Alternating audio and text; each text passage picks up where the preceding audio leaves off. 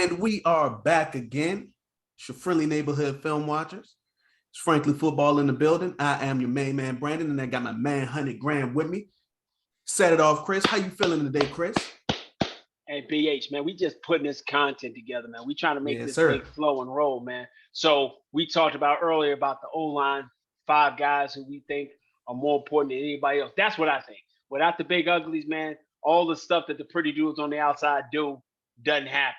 But for us, we're in flux because of the wide receiver room.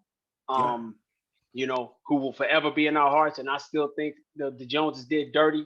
They said Amari Cooper, up to Cleveland. I won't even go to Cleveland in the winter. So why the heck would you send him to Cleveland? But that's neither here nor there. That's one underneath the bridge.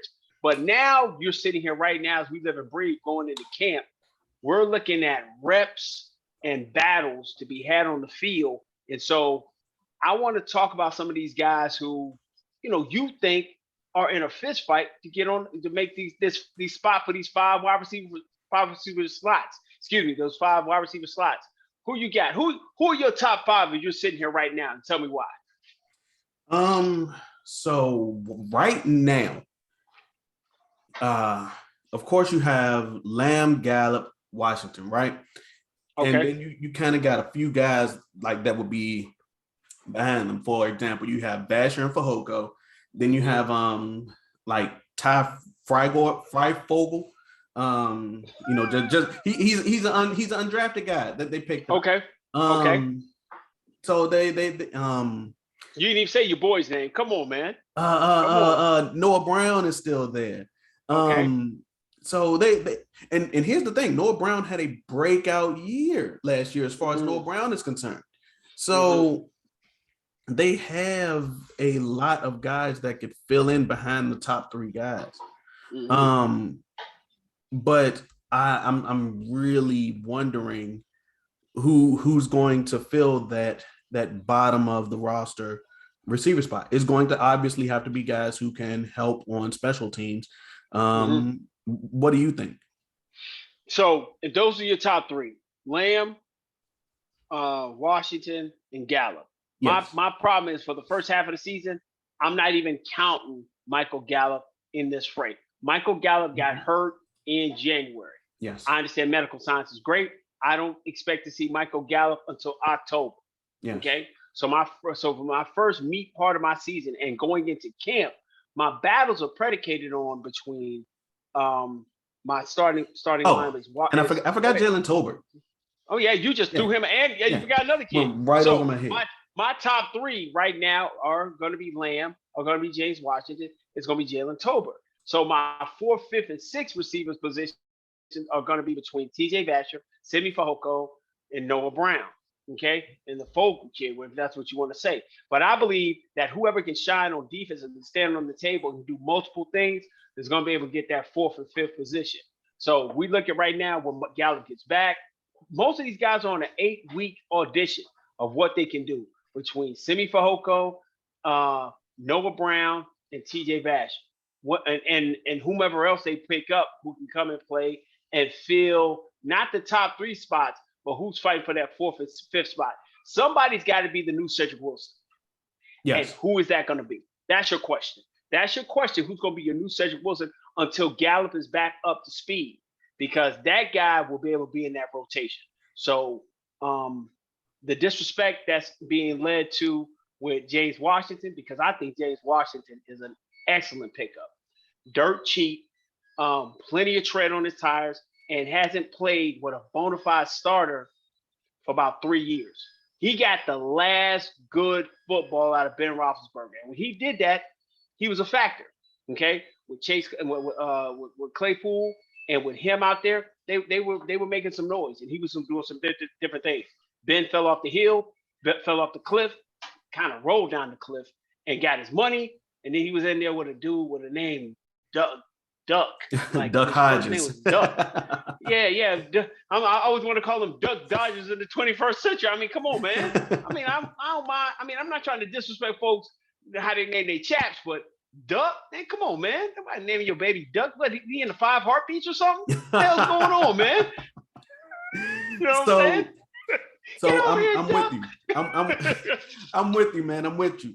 So James Washington brings a lot of the versatility that Cedric Wilson had to the receiver room. Very underappreciated receiver. I don't think that the Steelers were able to appreciate him because he was pushed down by Smith Schuster and also by Chase Claypool. Chase Claypool, right. So I think his best year with Pittsburgh was maybe an 800-yard year, if I recall. Absolutely. And to be totally honest, that might be what you can expect from him in Dallas, given how the receiver room may fall. He'll start off the year possibly being the slot guy because Jalen Tolbert sees his best production on the outside. CeeDee Lamb, I think, and you brought this out, would be a great beneficiary of his versatility. CeeDee Lamb can play anywhere on that field. So as you move him around, James Washington will be moved around as a result. Right. And all of this kind of comes to it changes a bit once Michael Gallup comes back. Michael Gallup has his job. He's that outside guy. He's that go up and get it big body guy. So when you have two guys who are particularly skillful on the outside, you kind of got to take your pick with them. Pick one guy to do that job, and that'll be your guy on the outside. And then you just place your guy in the slot, whether it's Washington or Lamb. Tolbert has shown some proficiency in the slot. He did great in OTAs. So maybe he can show a bit of versatility in the games, in real games, and not a 2-minute drill in practice, and do that as well. But CeeDee Lamb with some added versatility in the receiver room, especially on the top end, because Cedric Wilson was not a top end receiver in that room last year. Not while all of the guys were healthy anyway. Right. He is going to be a great beneficiary from having a guy like James Washington in the room. Right. So when we say this battle in the room, I don't think it's a battle for the first four. I think the first four are kind of locked in. Yeah. I think it's going to be Lamb. I think it's definitely going to be Lamb. It's definitely going to be Gallup when back from injury. It's definitely going to be Tolbert because we drafted him. And I think James Washington is just going to be added benefit. I mean, I think you're going to be like, whoa, this guy came out of nowhere. He's a deep ball threat. He's physical. He's nasty. I think he's going to be able to work out great. My problem is, what do you do with Noah Brown, Simi Fehoko, and TJ Vasher? Who gets pushed off the bus? Who's left standing there with a bologna sandwich at the bus station praying for somebody to come through and take care of it? Is the Noah Brown experiment over? Is it over? Yeah. I mean, I don't wish for anyone to be unemployed. Mm-hmm. But I think your upside is more with Simi Fehoko than with Noah Brown. So Noah Brown is playing for his life. I think TJ Vasher is going to be a good guy who's going to be a practice squad guy and be able to make that next step the year after. So I think it's the battle is between Noah and Simi. If Simi can do the things he's supposed to do, make sure he can keep his pocket money and he doesn't end up messing up the room, by taking all that and making it with the TV and the hot tub and messing up everything in the room, and he's gonna be fine. So that's my whole thing. I think this Simi Fehoko's job to lose. He's bigger, he's faster, he's younger, and here's the other part: he is more than anything else. What is Steven like? He's cheaper. Absolutely. And for what it's worth, Noah Brown's contract is not large by any degree. I'm sure that he's only making enough for a Happy Meal or two. But I think that, just like you said, TJ Vasher is going to be a guy who is a prime suspect for the practice squad, which is going to be wonderful. Yeah. It'll be great. Simi Fehoko, this is going into year 2 or 3 for him, I believe. This might even be this year 2. Yeah, year 2 for him. His second year. Inside the system. So yeah, absolutely. I think without question, it's going to be fine for him. I think this will be a chance for him to, break out, play a little bit more, get more depth, and if he can make his name on special teams, I think he'll have that opportunity during this 8 to 10 week period before Gallup gets back to make a name for himself. That's how it happens, little by little. Oh shoot, he made a tackle on special team. Oh shoot, he came in on the third down or second down. He made a big play. Oh, he made this big. That's how you do it here in Dallas, especially when the top three are pretty much solidified, with Tober being a higher draft pick and with Gallup coming back off an injury. But I think Absolutely. the guy who is the X factor that no one is really talking about is the luxury of having a CD Lamb have 2 years to get the NFL underneath his belt. And then he gets to have an explosive third year. I am looking for nothing but humongous great things from CD Lamb. I'm thinking like 1,200, 1,300 yards in double-digit tubs, because you've already got these outside weapons with Washington, with Tober, who feels comfortable. You want to make that guy comfortable. And now CD can move in so many different places. He can move to the slot. He can move to the outside. And it makes it a matchup problem for DCs because he can move anywhere on the field. What you think about that? I think it's going to be great because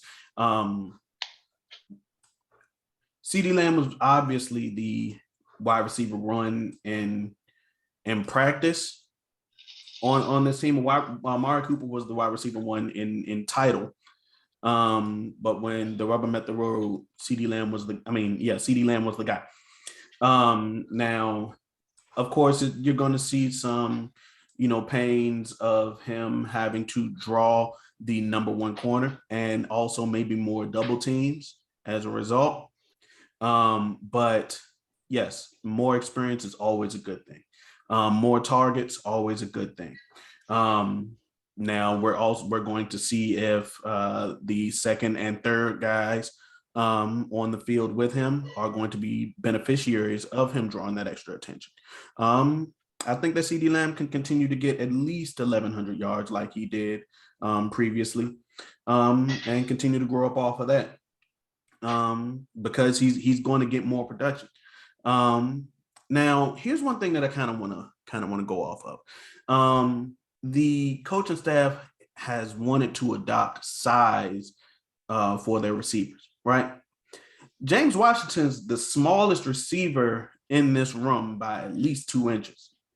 Do you think that would negatively impact him in any way? No, because even though he's maybe 2 inches smaller, he's still the burner. He's still the deep threat guy until Michael gets back. I think both of those guys, I think he is the guy that can get vertical and get going. I think Tolbert is the guy who can work across the middle and has good speed. And I think CD is a burner too.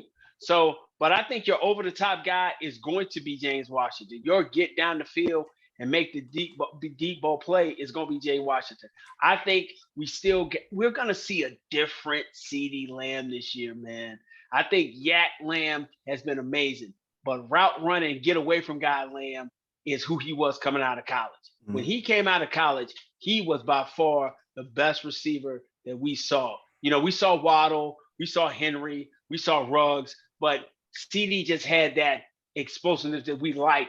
By getting the ball, making the guy miss, running the guy over, and keeping it moving. And I think having that 2 years to really get his body right, get bigger, get stronger. There's no telling he hasn't gotten faster. And I think he's taken a lot of notes from Amari to, let us know that I am ready for this stage. I think he has benefited more than anyone by having Amari Cooper there for the past 2 years to kind of get his feet wet in the NFL.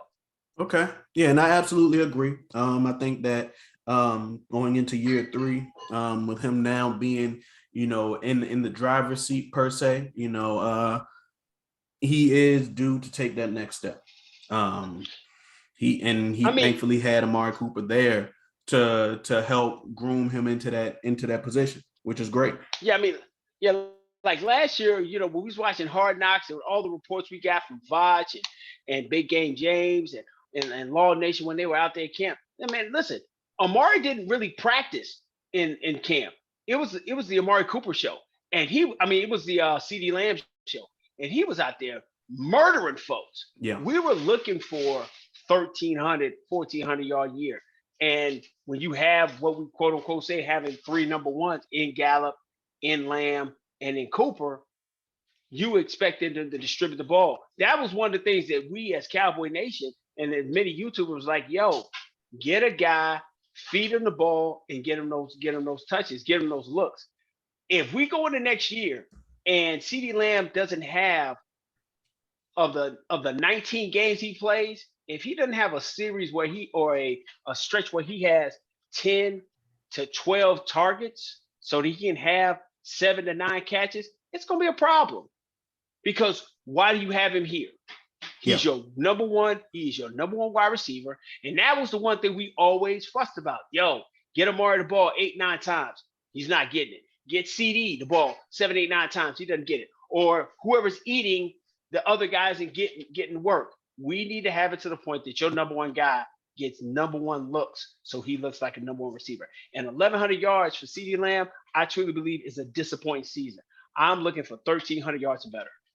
Absolutely. I'm right with you. I'm right there with you. Yeah. So day one, give me your 3 wide receivers that you're trotting out for that first play. Oh yeah. So when we go play Tampa, when Tampa comes in and we come out the huddle, we break the huddle. I got CeeDee Lamb at one side. I got James Washington on the other side. I have in the slot. If I go 3 wide receiver set, I got Jalen Tolbert.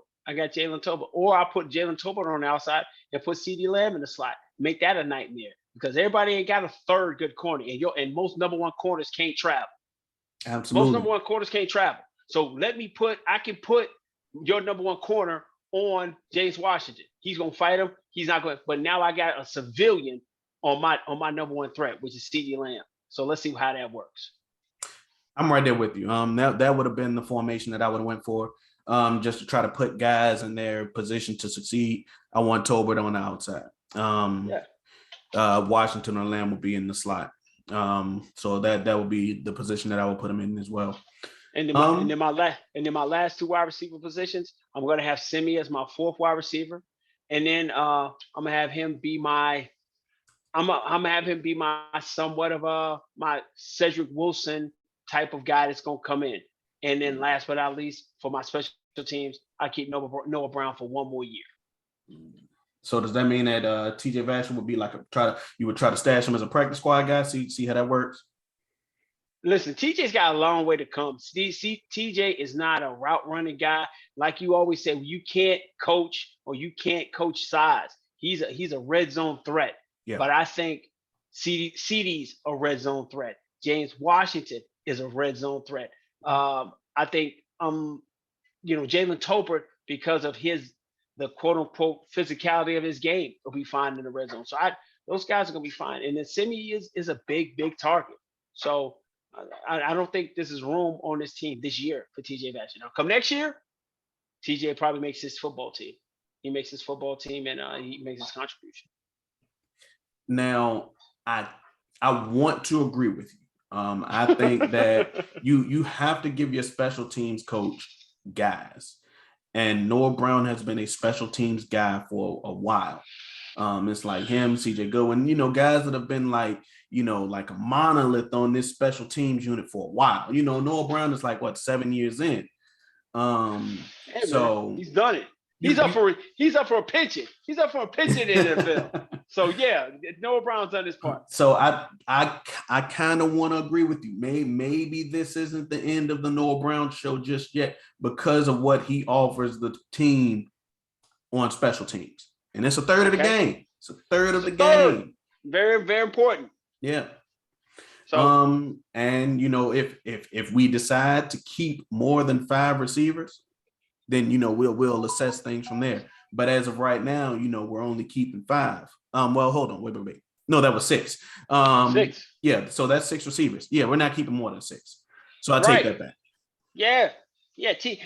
Unless TJ comes out here as the second coming of Randy Moss, I don't see him making this. Yeah. I don't making this football team. And if Great. that happens, great practice squad stash though.